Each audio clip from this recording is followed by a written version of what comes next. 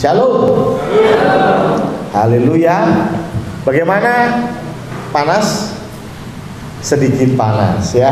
Nggak tahu nih akhir ini di Semarang panas banget ya. Kemarin Jumat, panas sekali.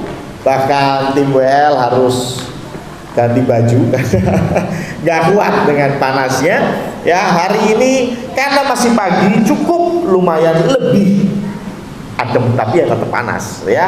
Tetapi it's okay, kita tetap bersuka cita memuji Tuhan. Dan tentu hari ini kita belajar tentang bagaimana Yesus yang hidup mengubahkan hidup kita ya. Dan tema pada pagi hari ini adalah dikuduskan untuk Allah. Kita semua melalui kebangkitan Kristus kita diubahkan, dan karena diubahkan ini maka kita dikuduskan dan dipakai untuk rencana Allah. Tetapi sebelum sampai ke sana, saya mau kita belajar dari satu ayat, Ulangan 18 ayat yang ke-15. Ulangan 18 ayat yang ke-15 ini adalah nubuatan dari Musa untuk Tuhan Yesus ya. Ulangan 18 ayat 15, demikian firman Tuhan, saya akan bacakan untuk kita semua. Seorang nabi dari tengah-tengahmu, dari antara saudara-saudaramu, sama seperti aku. Ingat, yang bilang siapa? Musa, bukan Samuel ya, yang bilang Musa. Sama seperti aku akan dibangkitkan bagimu oleh Tuhan Allahmu. Dialah yang harus kamu dengarkan. Ayat ini bercerita tentang nanti akan ada seorang nabi yang akan dibangkitkan, dan ciri-cirinya apa? Yang pertama, ciri-cirinya dari tengah-tengahmu. Ini Musa bicara sama siapa? Bicara sama orang Yahudi. Musa bicara sama orang Israel. Jadi kalau ditanya seorang nabi dari tengah-tengahmu, berarti kira-kira orang Indonesia yang dimaksud? Atau nabi itu orang Wonogiri? Bukan ya? Pasti orang Israel. Kalau saya bilang pada hari ini, besok akan ada muncul seorang nabi di antara kita, di tengah-tengahmu, berarti pasti saya bicara nabi itu muncul dari Kia Condrokusumo, betul ya? Karena saya bicara dengan orang Gereja Isa Al-Masih Condrokusumo. Tapi Musa bicara dengan orang Israel dan berkata ada nabi dari tengah-tengahmu. Gak cuma sampai di situ, bahkan dipertegas dari antara saudaramu. Ini loh, saudaramu ya, sebelah-sebelahmu. Gak jauh-jauh. Berarti nabi ini harus orang Israel. Kalau ada orang Malang mengaku nabi yang disebutkan oleh Musa, jangan percaya ya. Kalau ada orang New York yang mengaku dia nabi yang dinubuatkan Musa, jangan percaya. Kenapa? Harus orang Israel.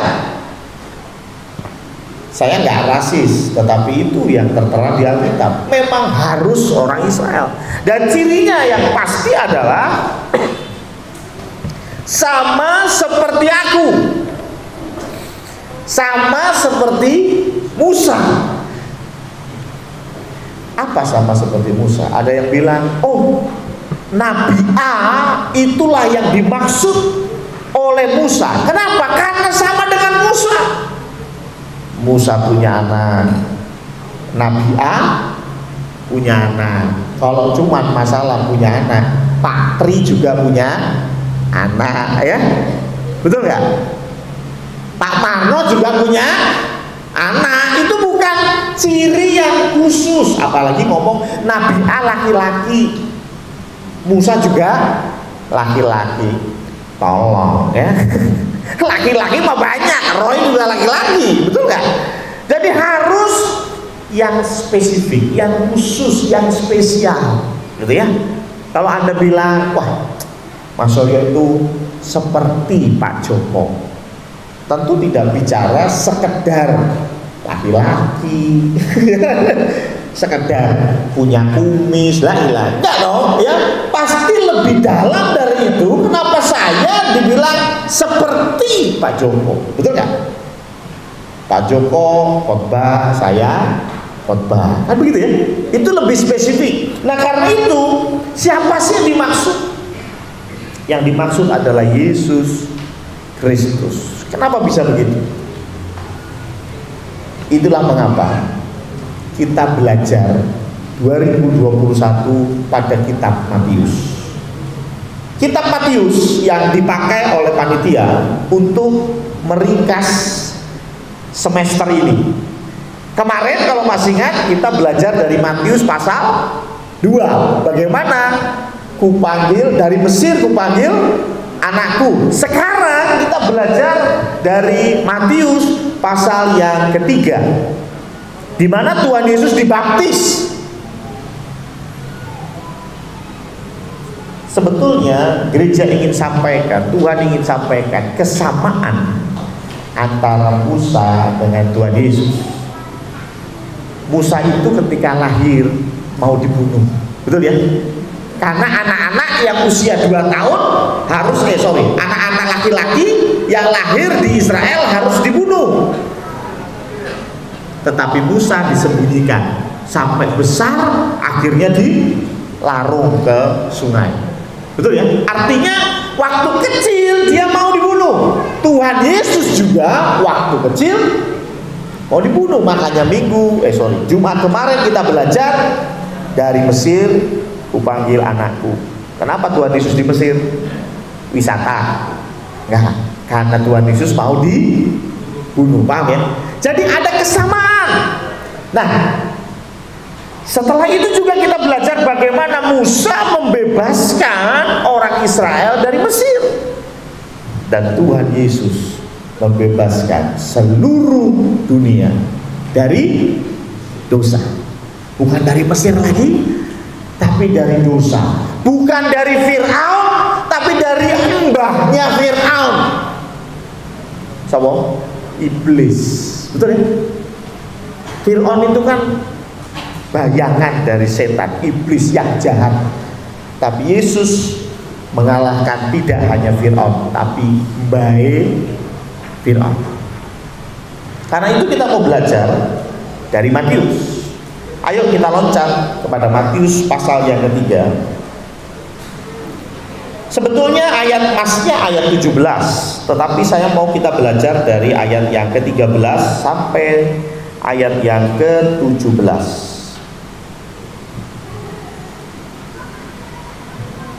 Saya akan baca ayat yang ke-13, Bapak Ibu sekalian ayat yang ke-14, dan begitu kita bergantian sampai ayat 17. Matius 3 ayat 13 sampai dengan 17. Demikian firman Tuhan, maka datanglah Yesus dari Galilea ke Yordan kepada Yohanes untuk dibaptis olehnya.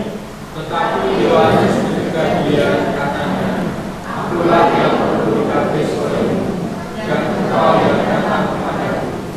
Lalu Yesus menjawab kepadanya, biarlah hal itu terjadi, karena demikianlah sepatutnya kita menggenapkan seluruh kehendak Allah.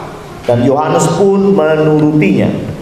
Sesudah dibaptis, Yesus segera keluar dari air, dan pada waktu itu juga langit terbuka, dan ia melihat Roh Allah seperti burung turun ke atas. Lalu terdengarlah suara dari surga yang mengatakan, inilah anakku yang kukasihi, kepadanyalah aku berkenan. Tuhan Yesus dikuduskan untuk Allah. Apa maksudnya dikuduskan? Kudus itu apa? Kudus itu bukan berarti suci tok.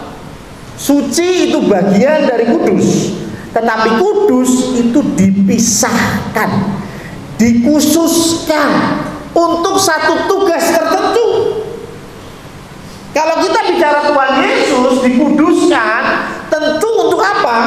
ayat 15 berkata, menggenapkan seluruh kehendak Allah.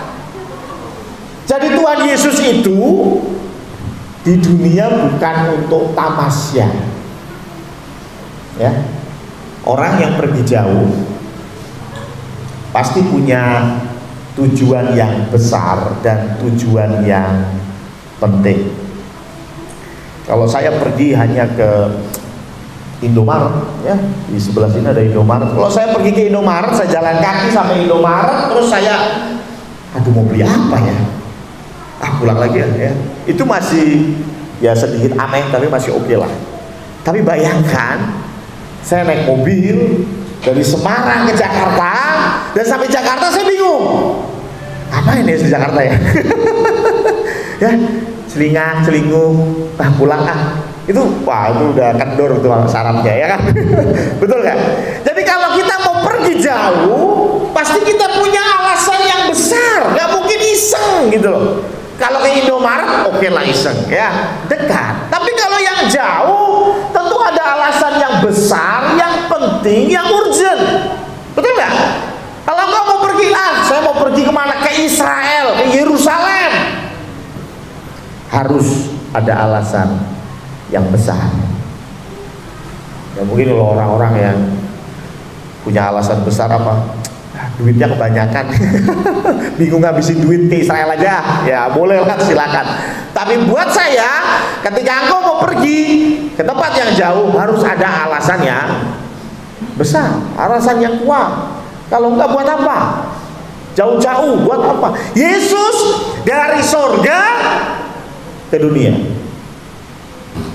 ngapain?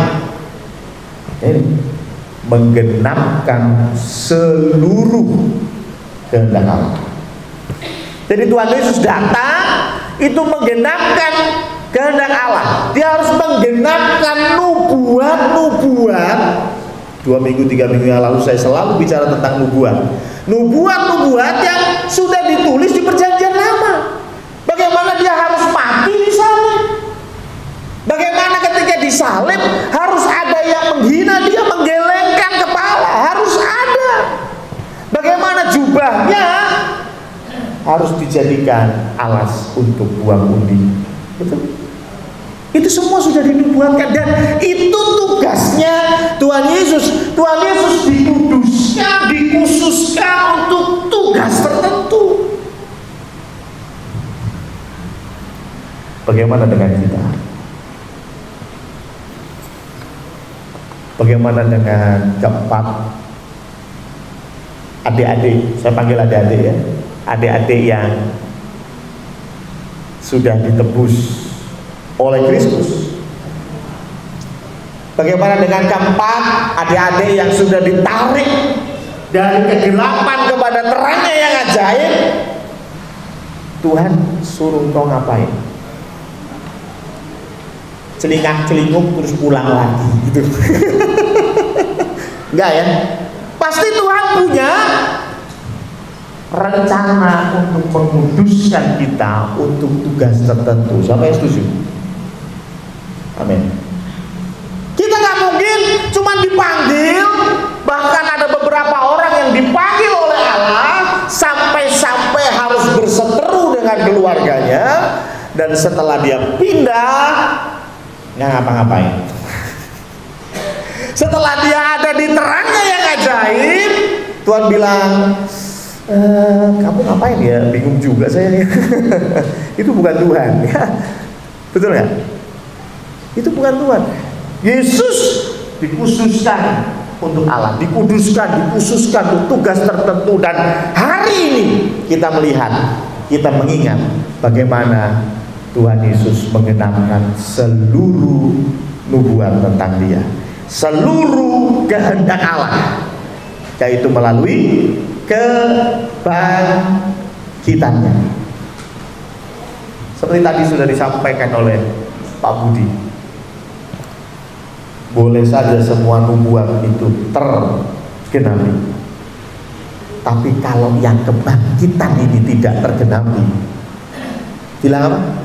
Sia-sia. Ya. Karena Tuhan Yesus adalah contoh buat kita yang sulung, kata firman Tuhan. Contoh yang terbaik. Kalau Yesus aja mati nggak bangkit-bangkit, bagaimana dengan lu? Betul? Ya, iman Kristen kita percaya nanti kalaupun kita mati, kita akan dibangkitkan. Betul? Cuman begini firman Tuhan bilang, yang mati, yang lahir satu kali akan mati dua kali, dan yang lahir dua kali akan mati satu kali. Saya ulangi ya, yang lahir satu kali, hanya lahir tanggal 22 Maret 1900, ketahuan umurnya ya. Nggak usah diterusin ya. Ya, yang lahir 22 Maret 1900 sekian begitu ya, hanya sekali saja lahir, maka saya akan mati dua kali. Satu, mati secara jasmani. Dua, mati secara rohani. Kemarin kita berkata, saya sudah bilang bahwa neraka adalah jauh dari hadirat Allah. Ya, saya akan mati dua kali. Tapi kalau saya lahir dua kali, 22 Maret dan satu lagi tanggal di mana saya lahir baru, tanggal 7 April 2008.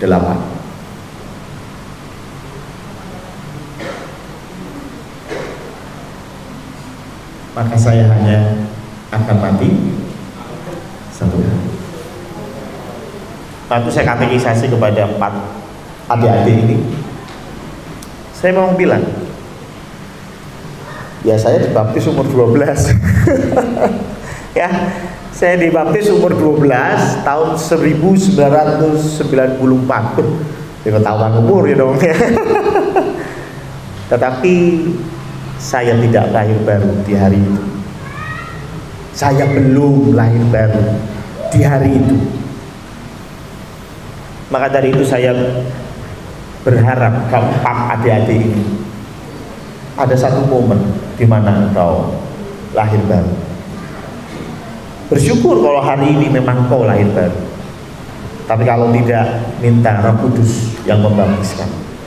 Steve hanya bisa membaptiskanmu dengan air, tetapi dia, Tuhan Yesus Kristus, akan membaptiskan engkau dengan Roh Kudus. Ya, mereka sudah hafal, mereka sudah katekisasi luar biasa. Ya, tidak ada yang bolos, 100% absensinya, mantap. 4-4-nya lagi. Jos, senang. Kembali kepada firman Tuhan, bagaimana Tuhan Yesus sudah menggenapi dan puncaknya adalah Yesus bangkit pada hari. Maka dari itu saya bilang, ketika Yesus bangkit, ini satu tanda dia spesial.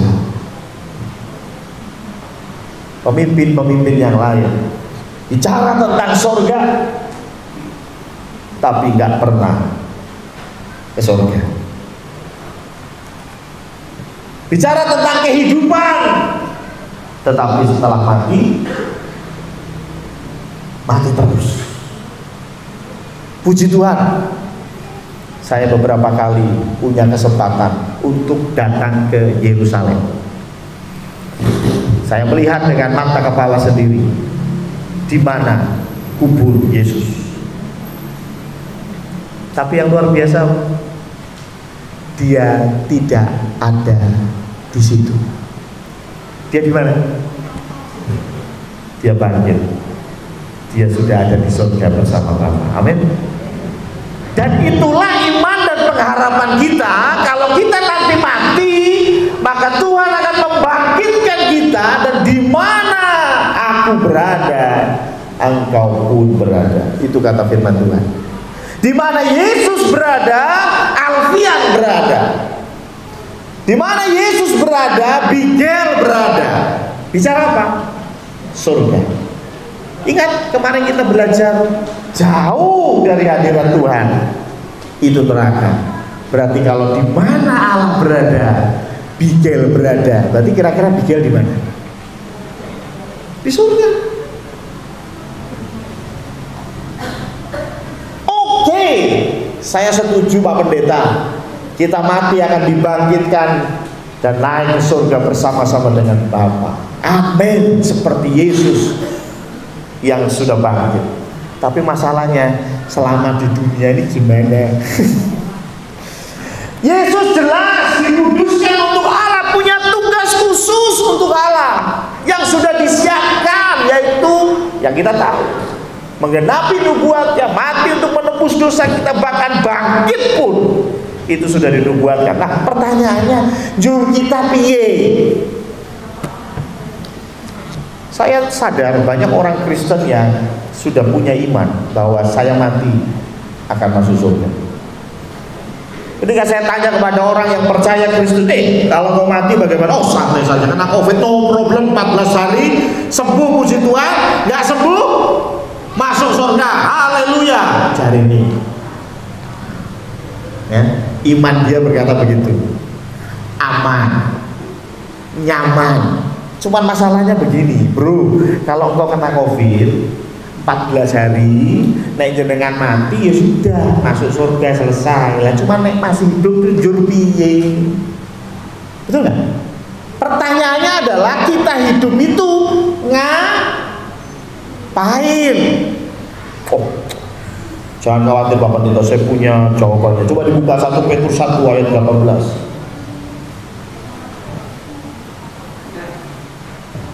1 Petrus 1 ayat 18 berkata, sebab kamu tahu bahwa kamu telah ditebus dari cara hidupmu yang sia-sia, yang kamu warisi dari nenek moyangmu itu, bukan dengan barang yang fana. Amin. Berarti dulu hidupnya sia-sia, sekarang hidup baru harus tidak boleh sia-sia. Pertanyaannya sama, lah piye? Tidak sia-sia itu seperti apa? Saya percaya sekali lagi, setiap kita dikuduskan untuk Allah. Setiap kita punya tugas khusus untuk Allah. Namanya khusus itu berarti tidak umum. Ya iyalah. Artinya tugasnya Pak Tri sama nggak dengan tugasnya Pak Dani? Beda. Setuju? Khusus loh. Dikuduskan khusus. Tuhan Yesus punya tugas sendiri. Nah pertanyaannya bagaimana kita mengetahui kehendak Allah dalam hidup kita? Ya, kadang-kadang kita selalu bilang, oh, apalagi orang-orang karismatik, selalu bilang, oh saya mendengar suara Tuhan. Siapa di sini yang pernah mendengar suara Tuhan? Siapa di sini yang pernah mendengar suara istri ngomel? Banyak yang angkat tangan ya. Ya, serupanya banyak orang berkata, saya mendengar suara Tuhan, saya mendengar suara Tuhan. Dan ini menjadi perdebatan dari antara dua aliran yang besar, aliran Pentakosta, karismatik seperti kita, Pentakosta, dengan aliran Protestan. Aliran Protestan itu mereka sangat-sangat takut dengan yang namanya tanda-tanda khusus. Itu disebut dengan tanda-tanda khusus. Jadi misalnya Pak Marno bangun tidur, tiba-tiba Tuhan kasih suaranya begitu, Pak Marno hari ini kau harus pakai baju warna hitam. Wah, gitu ya. Ini biasanya begitu ya orang-orang karismatik gitu. Wah, sehingga kemana-mana pakai baju putih. Tuhan sudah bersabda saya harus pakai baju putih. Ya. Orang-orang Protestan kurang percaya dengan hal semacam itu. Tetapi orang-orang karismatik sangat percaya hal-hal itu. Ya. Makanya jangan heran ada yang berkata, ini Tuhan berkata tahun 2021 nggak boleh pakai warna kuning.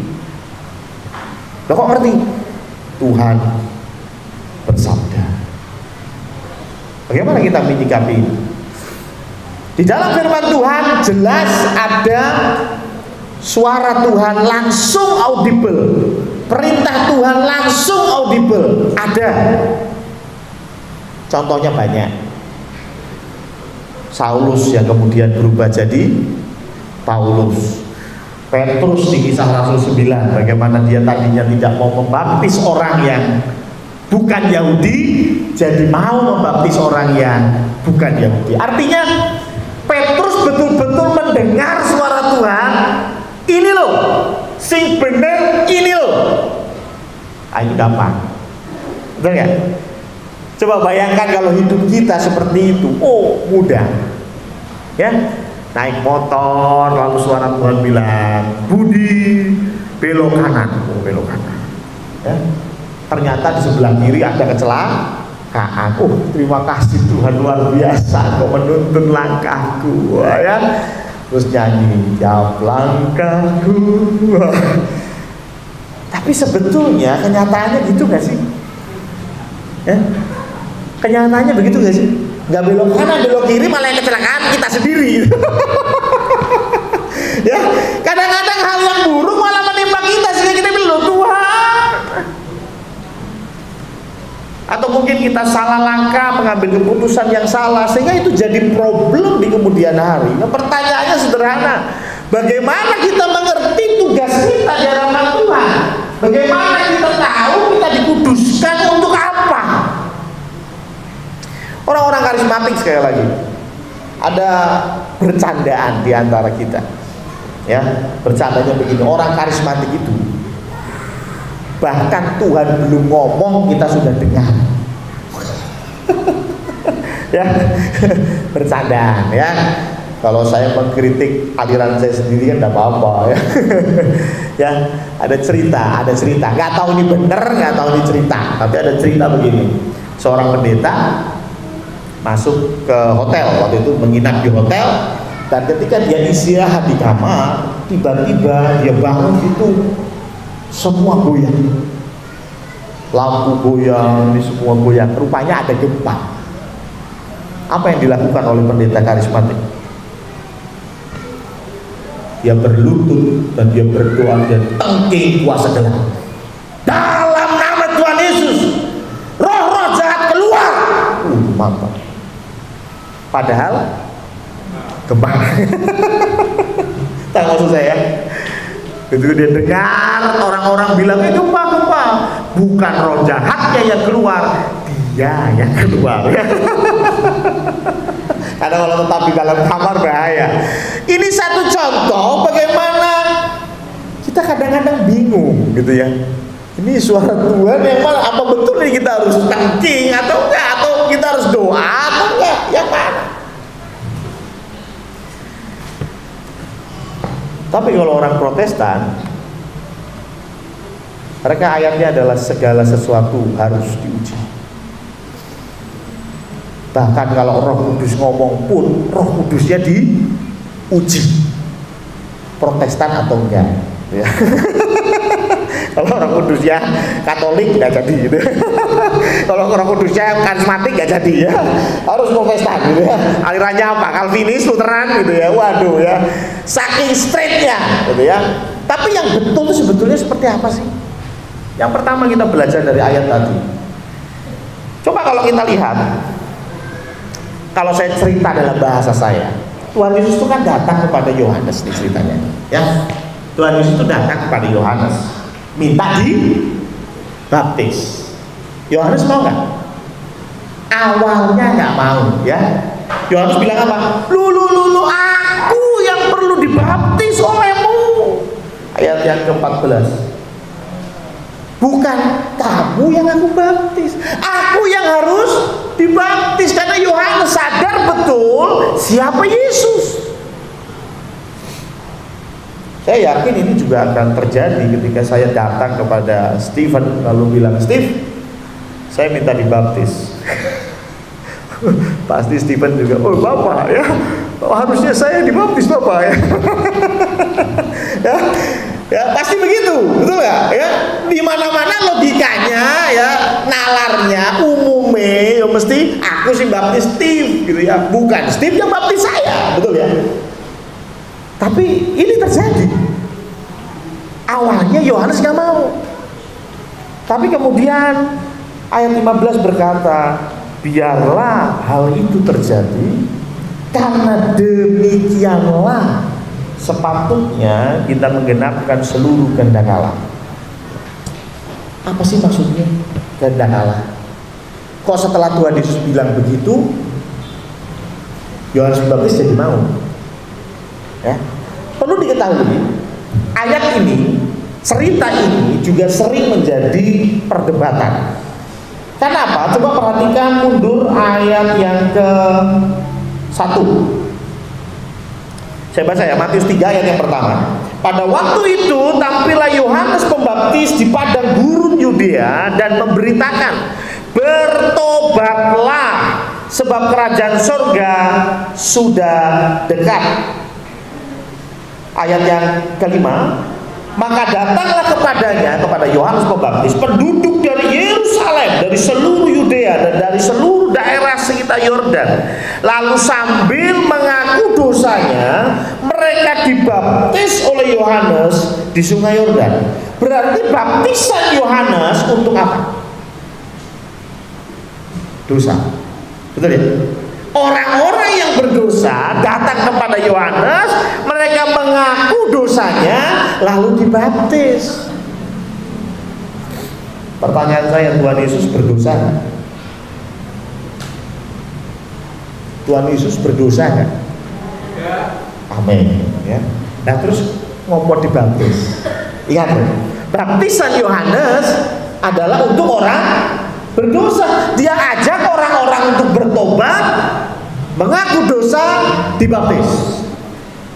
Nah Tuhan Yesus terus untuk apa Tuhan Yesus dibaptis? Biasanya perikop ini diterjemahkan, oh berarti Tuhan Yesus juga berdosa ya. Sebetulnya ada dua jawaban untuk ini. Yang pertama adalah untuk menggenapkan tadi. Apa artinya untuk menggenapkan seluruh kehendak Allah? Yang pertama adalah karena Tuhan Yesus itu datang bukan hanya untuk menebus dosa manusia, tetapi Tuhan Yesus datang untuk menjadi contoh bagaimana manusia harus hidup. Kita ini segambar dan serupa dengan Allah. Amin.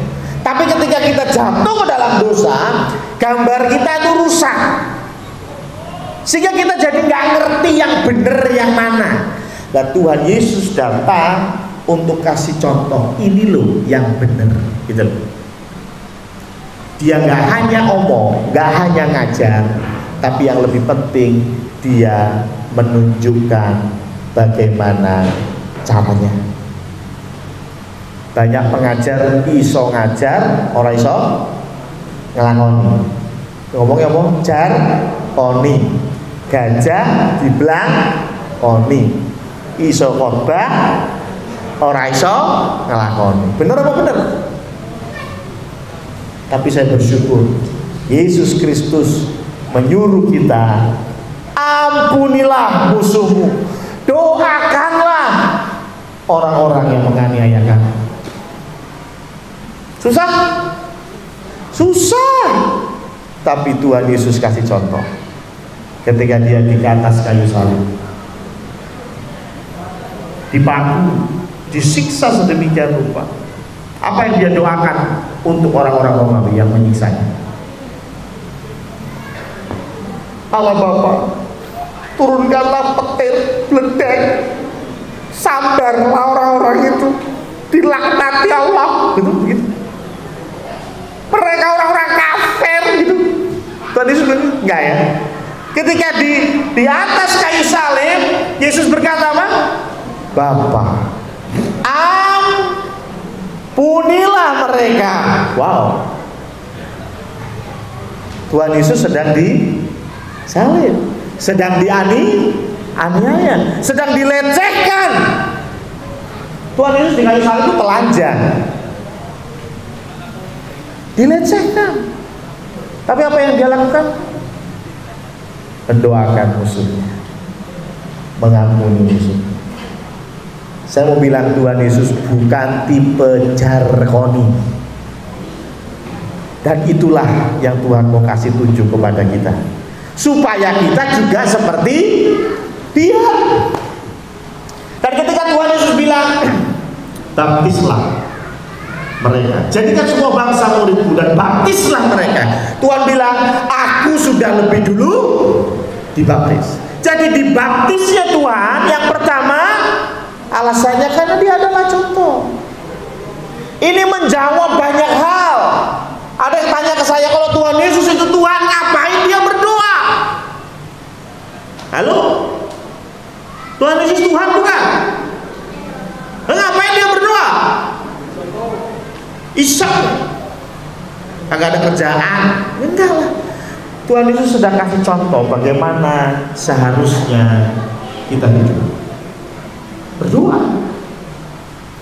Ketika ada kesesakan, ketika ada mara bahaya, Tuhan Yesus gak datang kepada kolega-koleganya minta tolong, bentar lagi gua disalib, tolong dong, sembunyikan aku, tolong dong. Enggak. Tuhan Yesus berdoa di Getsemani. Dia berdoa kepada Tuhan, Tuhan, kalau mungkin cawan ini berlalu dari hadapan.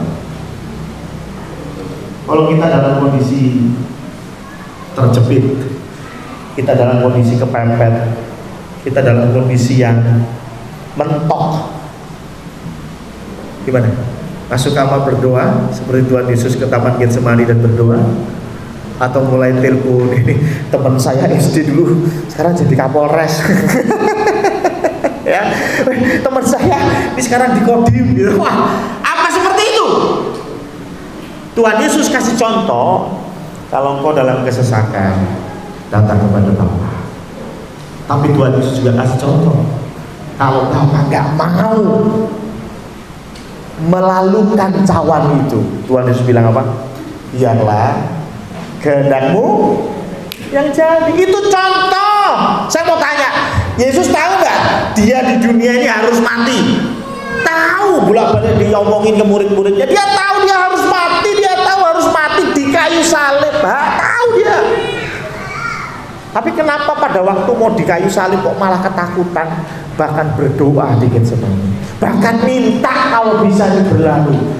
Tuhan mau kasih contoh. Itu aja. Hal yang sama dengan baptisan Yesus. Tuhan Yesus mau kasih contoh. Kamu merasa kamu tidak berdosa. Loh, saya yang gak berdosa aja mau dibaptis. Ya. Kadang-kadang kita begitu, untuk minta maaf saja harus clear dulu nih ya, siapa yang salah nih? Harus clear nih ya. Yang salah siapa? Baru nanti minta maaf ya. Sudahlah. Ya, nggak usah mikir begitu. Tuhan bilang apa? Ampunilah, selesai. Itu yang pertama. Tapi yang kedua adalah saya pernah khotbah, saya nggak mau ulangi lagi, bisa dicari di khotbah-khotbah saya minggu-minggu yang lalu biar kalian juga memperhatikan. Saya pernah bilang bahwa Tuhan Yesus mulai pelayanannya umur, ada yang ingat? 30. Kenapa? Karena aturan Yahudi, imam itu bekerja di bait Allah itu di usia 30 sampai usia sudah lupa semua, 50. Ya, jadi 30 tahun sampai 50 tahun. Imam yang pertama, imam besar, jangan mikir Habib Rizik ya, bukan ya. Imam besar yang pertama siapa? Harun. Jadi Harun adalah imam besar yang pertama. Terus selanjutnya dilanjutkan oleh anak-anaknya dan keturunannya. Tapi masalahnya begini, sejak kapan anak-anaknya bisa memimpin ibadah? Karena imam itu adalah pemimpin dari ibadah. Dia adalah perantara antara manusia dengan Allah. Ya, pertanyaannya, sejak kapan anaknya Harun atau mungkin cucunya Harun bisa memimpin seremonial? Sejak ditabiskan. Kalau bahasa dunia dilantik, gampangannya begitu ya. Sama seperti saya juga ditahbiskan jadi pendeta, betul ya? Masih ingat ya waktu saya ditahbiskan jadi pendeta gimana? Masih ingat nggak? Saya duduk di sini, kayak terdakwa begitu, ya. Sendirian di sini. Kemudian dikelilingi sama hamba-hamba Tuhan yang lain, pendeta-pendeta yang lain, mereka tumpah tangan, betul ya? Itu cara kita sekarang. Bagaimana dengan cara imam dilantik atau ditahbiskan? Mari kita buka di Keluaran 29 ayat 4 sampai 9.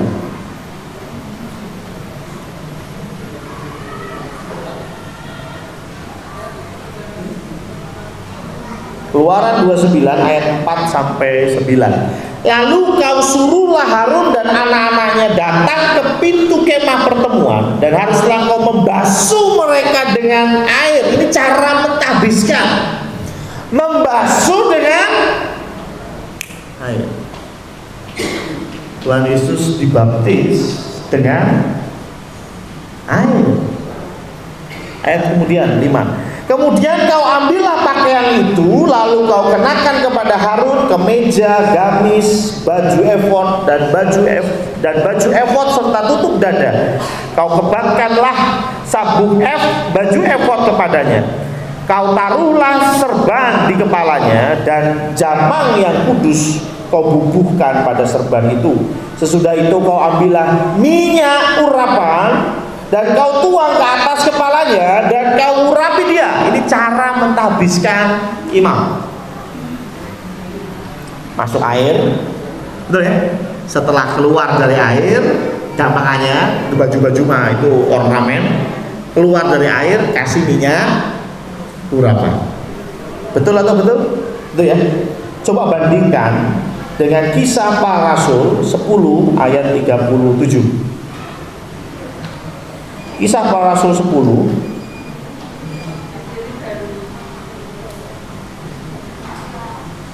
ayat 37.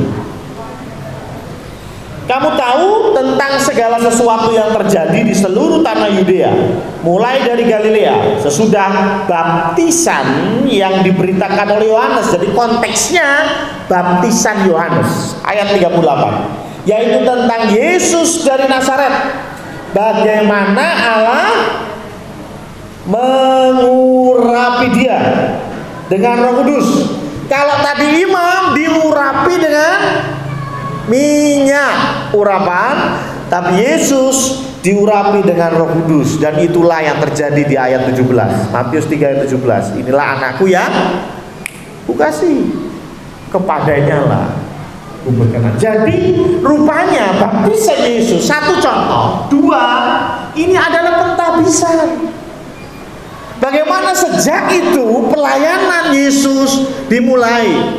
Saya belum bisa pimpin perjamuan kudus kalau saya belum ditahbiskan, betul nggak? Saya ditahbiskan dulu, setelah itu baru saya pimpin perjamuan kudus. Tahu maksudnya ya? Jadi Yesus dibaptis itu salah satu seremonial untuk mentahbiskan Yesus. Pertanyaannya, kok Yohanes ngerti model ngono iki? Kok Yesus tahu yang begini? Kalau Yesus mau saya ditanya lah, mungkin ada jawabannya, ya Yesus kan Tuhan, mesti ngerti, ya wis lah. Yohanes membaptis kok tahu? Ketika Tuhan Yesus bilang, ya wis lah, biar seluruh kehendak Allah digenapi. Dan dari situ Yohanes langsung ngeh bahwa ini adalah pentahbisan dari Tuhan Yesus. Makanya dia mau lakukan itu. Kok Yohanes tahu?